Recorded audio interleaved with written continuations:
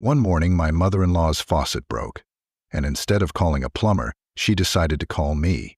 Before doing so, she called my wife to complain about the pile of dishes in the sink. It was my day off, and although I wasn't in much of a mood to go anywhere, I couldn't say no.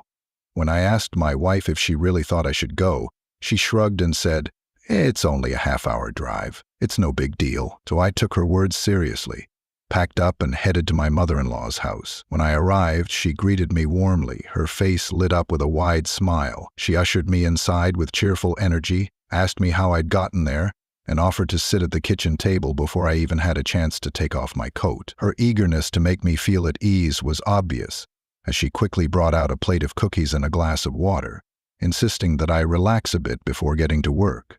"Don't worry," I assured her. "We'll have it fixed in no time. Show me the problem." She led me into the kitchen where I began to examine the broken faucet. The kitchen was flooded with sunlight streaming in through the window, and I noticed the faint smell of freshly baked cookies lingering in the air, even though there were none in sight. The aroma gave the room a cozy warmth, evoking a sense of nostalgia and homeliness that matched perfectly with my mother-in-law's cheerful energy. It seemed to set the tone for the entire day, making me see the work in progress not as a chore, but as a moment of togetherness. When I got to work, my mother-in-law kept chatting and offered me something to eat. I politely declined, but mentioned that a glass of lemonade would be nice. She quickly brought lemonade and even opened a box of candy. As I worked, she told me stories about her youth, laughing as she recalled her adventures in college and how she once tried to fix the sink on her own, causing the kitchen to flood. She described in great detail the chaos of that day,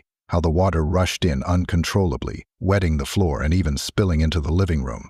She recalled frantically calling her neighbor, a retired handyman, who came with a box of tools and a reassuring smile. The story ended with her thanking him heartily and reappreciating the plumber's skills, which, she joked, were clearly not her forte. James appreciated the plumber's skills, which she joked were clearly not her forte.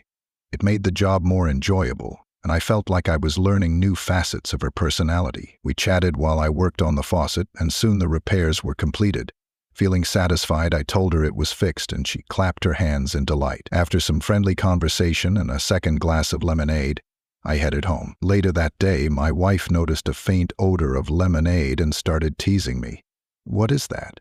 Did you drink lemonade at Mom's?" she asked with a playful smirk. I laughed and told her to give me a break. "That was hard work," I joked, sinking down on the couch. A few days later, while my wife was at work, the phone rang. It was my mother-in-law, calling to thank me again for the repairs. She joked that she might need my help with other things around the house. I assured her that I would stop by if she needed anything, but only after I finished my work. She laughed and promised not to distract me from my work. Over the next few weeks, I stopped by from time to time to help with minor repairs. Each time, she made sure to greet me with a treat and conversation. She even shared stories from her youth that were both amusing and enlightening. One day, she showed me an old photo album, pointing out snapshots from her travels and talking about the people she had met along the way. One photo in particular caught my eye. It showed her standing in front of a grand old lighthouse with a group of friends. She told me how she had visited the coast in her 20s and climbed to the top of the lighthouse to watch the sunrise. She described the breathtaking view of the vast ocean,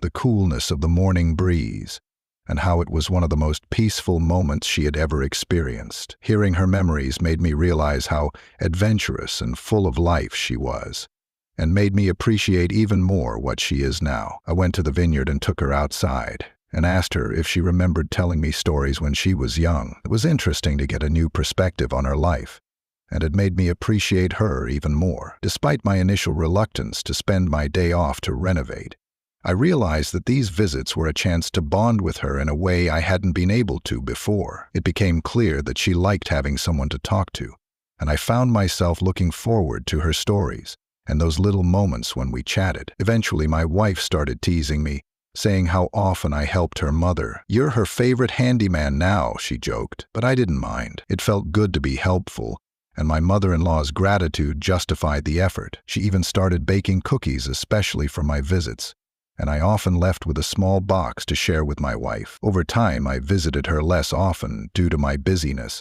but our casual conversations and my willingness to help kept her connected. It was obvious that she appreciated the support, and I appreciated the opportunity to strengthen our family bond in a simple but meaningful way. After all, it wasn't just about fixing faucets. It was about building trust and showing kindness where it mattered most. Like the day she recounted her lighthouse adventure, her eyes lit up with joy as she recounted the peaceful sunrise and the feeling of freedom. It was moments like these that reminded me of how small gestures can create lasting connections. And every time I saw her smile as I walked through the door, I realized that these small acts of kindness make a big difference, even now.